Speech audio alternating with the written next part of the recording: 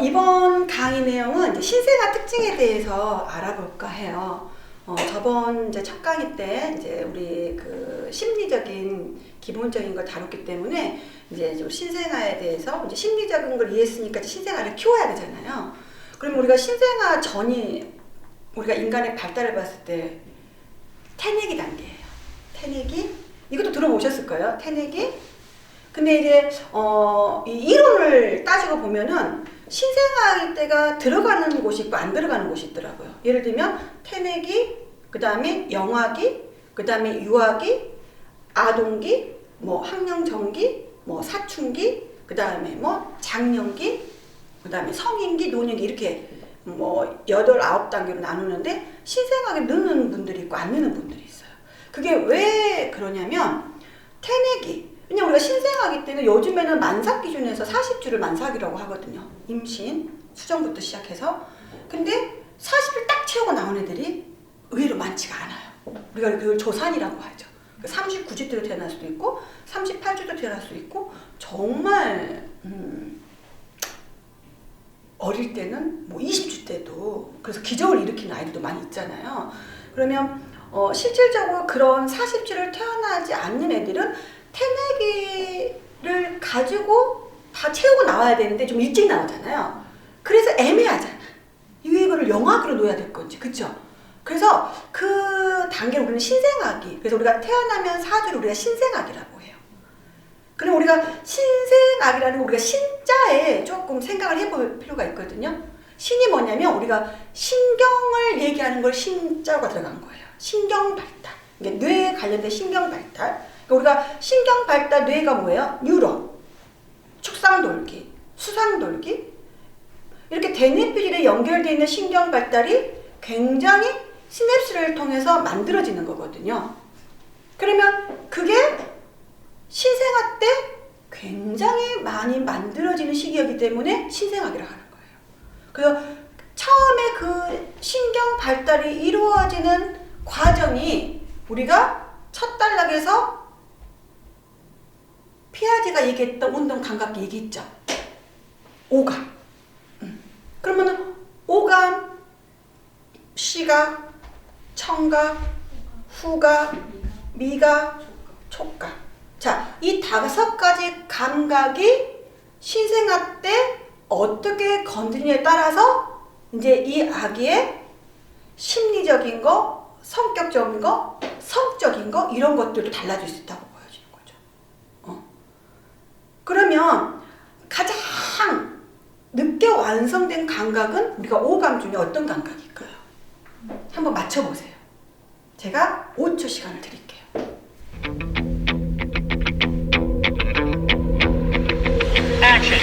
시각이에요. 시각. 그러면 어른 정도 시각이 되려면 이 아이들이 몇 세가 돼야 될까요? 2도 정도 된대요. 근데 사실은 6개월, 8개월만 돼도 어른 실력이 돼요. 단 전제 조건이 있어요. 가까운 거리. 가까운 거리에서는 어른 실력이 어느 정도 6개월, 8개월은 되는 거예요. 근데 우리가 생각하는 막 1.5, 2.0 이런 시력에 막 멀리 보이는 거 있잖아. 이런 정도가 되려면 최소한 2살이 넘어야 돼요. 그러니까 이 아이들은 편견을 갖고 싶지 않아. 가까운 걸 일단 알고 싶은 거예요. 신이 이렇게 잘 만들어 놓은 거죠. 인간은. 그러면 신생아일 때 보여요? 안 보여요? 안 보이죠? 안 보여요. 만약에 이 아이가 신생아 때부터 보이기 시작했다면 엄마에 대한 편견을 가졌을 거예요. 아, 우리 엄마 너무 이쁘다.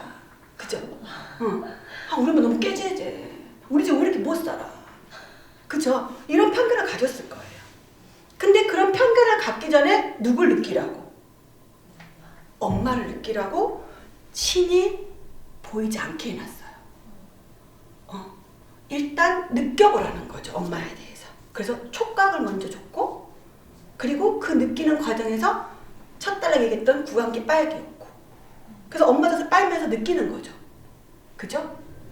그러면서 미각이 자극되고 촉각이 동시에 자극되고 젖을 자주 물리고 엄마가 애착 형성에 분리불안적으로 좀 더 덜 생길 수 있게 많이 안아주게 되면 촉각이 또다시 자극이 되고, 자, 그리고 난 다음에 우리 엄마가 이런 사람이었구나. 엄마가 날 이렇게 다루는구나. 이거를 느끼는 거예요. 계속 한 달 동안에. 그리고 난 다음에 조금씩 들으려고 하죠. 근데 요즘은 워낙 영양 상태가 좋아가지고 청각이 사실은 빨리 발달된 건 사실이에요. 그래서 언어 자체로는 이해를 못하지만 엄마의 목소리 톤이라던가 아빠의 저음 톤은 애들이 이해한다고 하죠. 그런 부분에 대해서는. 근데 그것조차도 촉각과 미각과 그러면서 엄마의 향을 맡으면서 이게 적절하게 잘 자극이 돼야지만이 또 청각신경도 적절하게 잘 자극이 되는 거예요.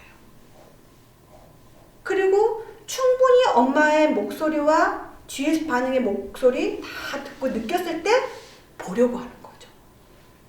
그래서 처음 아기들이 모비를 보여주는 시기가 언제예요? 한 4주, 5주 때죠.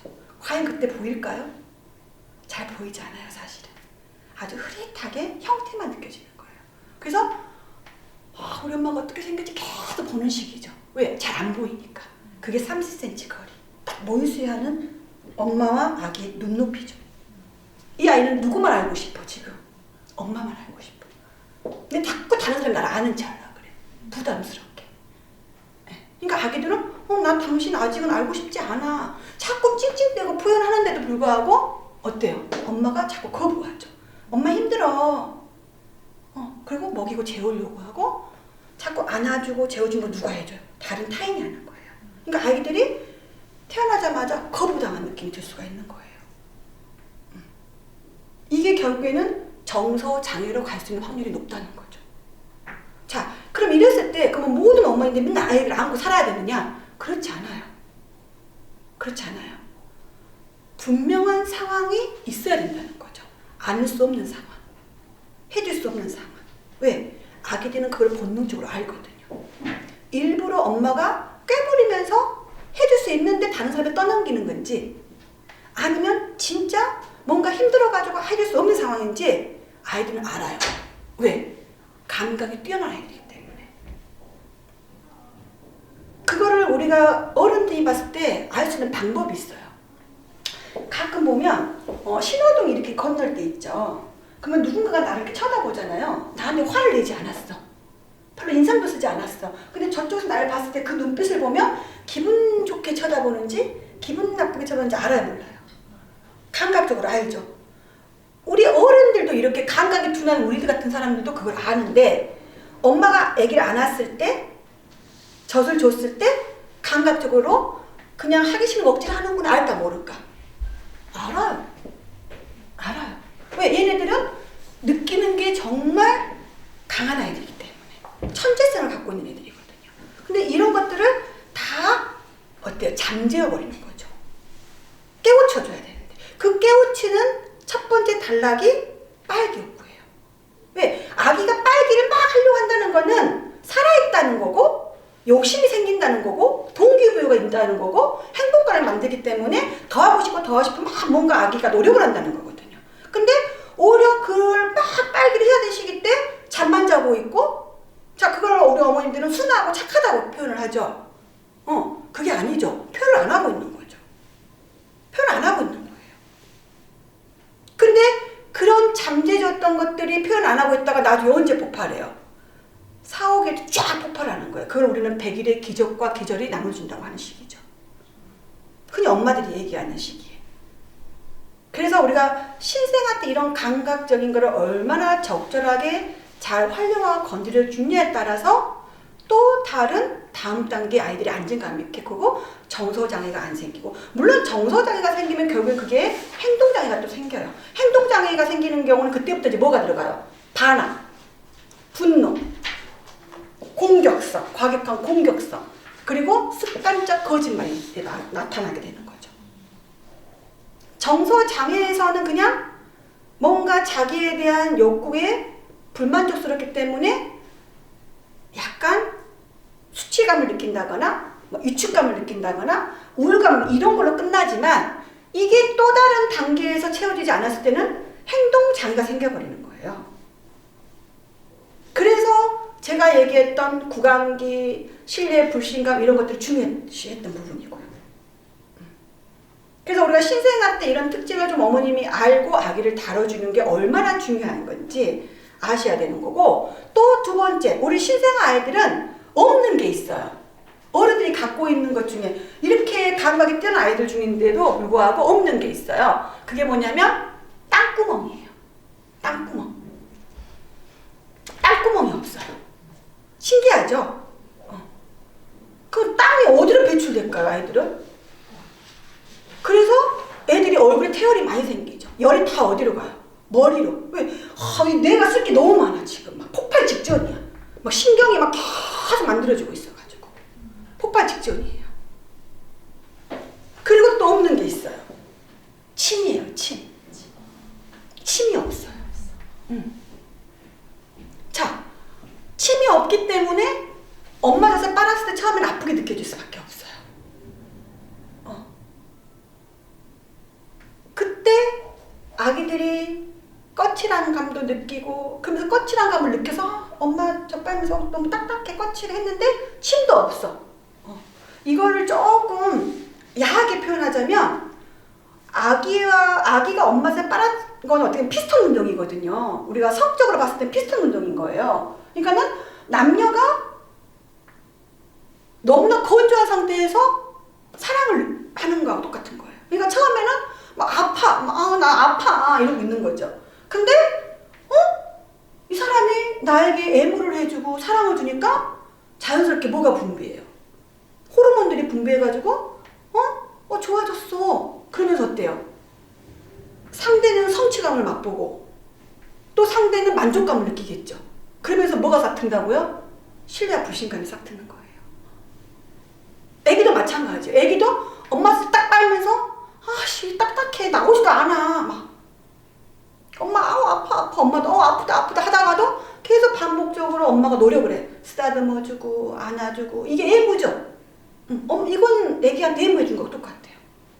그러면서 옥시토신 호르몬이 분비하고 프롤락틴 호르몬이 분비해서 초유가 빨리 나오기 시작해서 꼭지에 어때요? 윤활 역할을 해주니까 어때요? 뭐가 나오기 시작했어. 애기가 빠니까 촉촉한 게 나오기 시작해. 막 맛도 다양해. 엄마가 먹는 게 다 나와. 오늘 고기 먹었으면 고기 맛이 나오고 야채 먹었으면 야채 맛이 나오고 너무 다양한 맛을 느껴. 신선해. 너무 좋아. 그래서 아이가 내가 싫었는데 참고 빠니까 뭐가 나오니까 성취감을 맛보겠죠. 그리고 또 아이 엄마는 어때요? 내가 얘한테 이렇게 해주니까 얘가 또 이렇게 뭔가 먹어지고 있구나. 보람을 느끼죠. 그쵸? 그러면서 또 엄마와 아이의 신뢰가 생겨요, 안 생겨요? 생겨가는 거예요.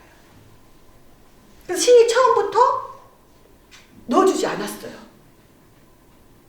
처음부터 그런 것들 만들어주지 않았어요. 왜? 겪어보라고.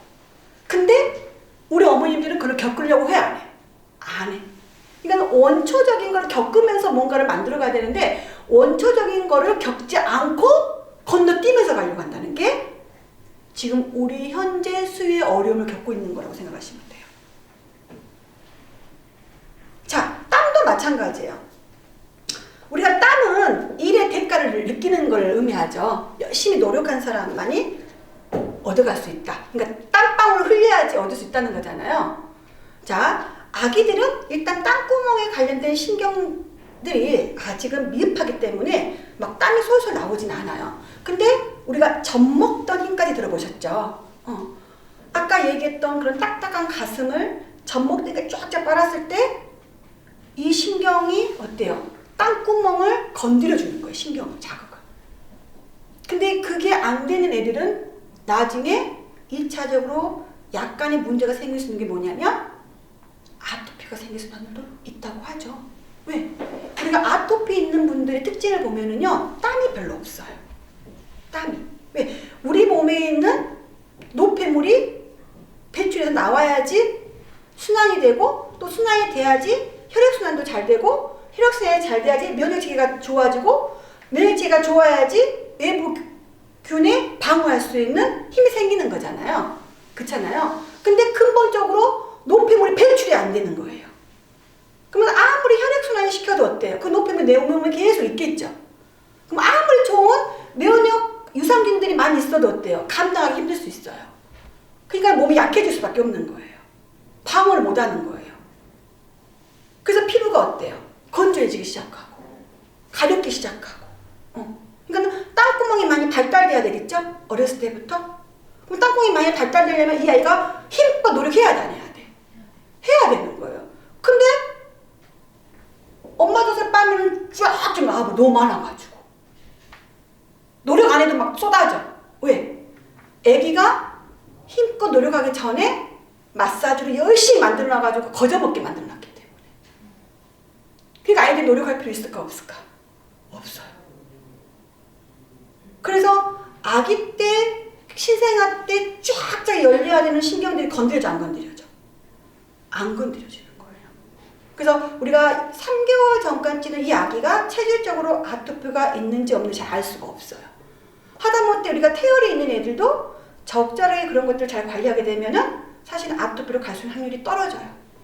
근데 그런 관리가 잘 안 됐을 경우에는 아토피로 갈 수 있는 확률도 있겠죠. 그건 이제 2차적으로 관리가 들어가줘야 되겠죠. 식이 조절이라던가 영양 상태 균형을 만들어준다거나 이제 많은 노력을 하면서 아기를 케어해줘야 되는 거예요. 근데 원초적인 관리는 어머니 많은 노력을 하지 않아도 기본만 잘해줘도 이거를 만들어갈 수 있다는 거죠. 그래서 신생아가 중요해 안 중요해? 굉장히 중요해요. 너무너무 중요한 시기예요. 그래서 신생아에게 왜 없는지, 왜 신이 처음부터 인간을 완벽하게 만들어주지 않았는지, 왜 조금 부족하게 만들어놨는지 그 이유를 봤을 때는 인간이라면 이 정도 기본은 해야 된다는 거를 먼저 시험에 빠지게 한 다음에 그 다음 단계 아름다운 어려운 세상을 어때요? 겪어낼 수 있는 힘을 주는 것 같아요. 그래서 좀 더 엄마이기 전에 하나의 아기를 인간의 개체로 본다면 내가 이 아이한테 어떻게 해줘야 되는지 이거를 잘 모를 경우에는 지금 가장 가까이 있는 사랑하는 사람, 그게 남편이라면 남편이 되겠죠? 남편에게 내가 가장 원하는 게 뭔지를 한번 생각해 보세요. 내가 그 바라는 걸 누구한테 해줘야 되는 거예요? 아기한테 해주고 그 다음 걸 가야 된다는 거예요. 그래서 역할 관계, 우리가 관계 조율 능력이라는 거는요, 서로 그 역할에서 충실하고 본인의 역할을 다 했을 때 요구할 줄 알아야 돼요. 내가 엄마로서의 기본을 하고 난 다음에 나도 내 남편한테 요구할 수 있어야 된다는 거죠. 그러면은 우리 신뢰와 불신감이 우리 에릭슨이 뭐라 그랬어요? 양육자를 통해서 만들어진다고 했거든요. 그 양육자가 사실은 부모로 되어 있지 않아요. 어머니로 되어 있어요. 어머니로. 그러니까 영아기 때 부모의 역할보다 영아기 신생아 때는 누구의 역할이 더 중요해요? 엄마의 역할이 더 중요한 거예요. 그리고 아빠는 왜 중요하냐? 아기를 안정감 있게 파악하고 케어하기 위해서 엄마가 심리적으로 안정이 돼 있어야 되겠죠. 그러면 나부터가 누군가에게 사랑받는다는 걸 느껴야 되고 행복감을 느껴야 돼. 그게 누구야? 남편이에요. 아니면 가장 가까이 있는 사람이겠죠. 그래 안정감을 느끼고 신뢰감을 느끼겠죠. 그래서 결국에는 엄마가 아기를 잘 케어할 수 있게 신뢰감을 주고 사랑을 주고 하는 부분에서 아빠가 필요한 거예요. 엄마를 위해서. 그리고 엄마는 누굴 위해서 필요해? 아기를 위해서. 그래서 실질적으로 아기는 누구만 반복적으로 일관된 모습으로 잘 보면 되는 거예요. 엄마만. 마찬가지로 아빠는 엄마 비유만 잘 맞추면 되는 거예요. 왜? 일관된 모습으로 안정된 모습으로 엄마 비유만 잘 맞춰주게 되면 결국 이 엄마가 그 사랑이 다 누구한테 가? 내 아이한테 가는 거야. 그래서 아빠와 엄마와 아기는 세 사람이 관계가 어때요? 돈독해야 되는 거죠. 신뢰감이 형성돼 있어야 되는 거예요. 그래서 이런 영아기 때 신뢰의 바탕이 된 아이들은 나중에 성인이 됐을 때 서로 부부간에 문제가 생겨도 아이들은 어때요? 안정감이 클 수 있는 확률이 높아요. 그 정도로 영아기, 신생아기 때가 중요하다는 거예요. 그 개념을 꼭 이해하시고 엄마로서의 자세를 다시 한번 생각해 주셨으면 좋겠어요.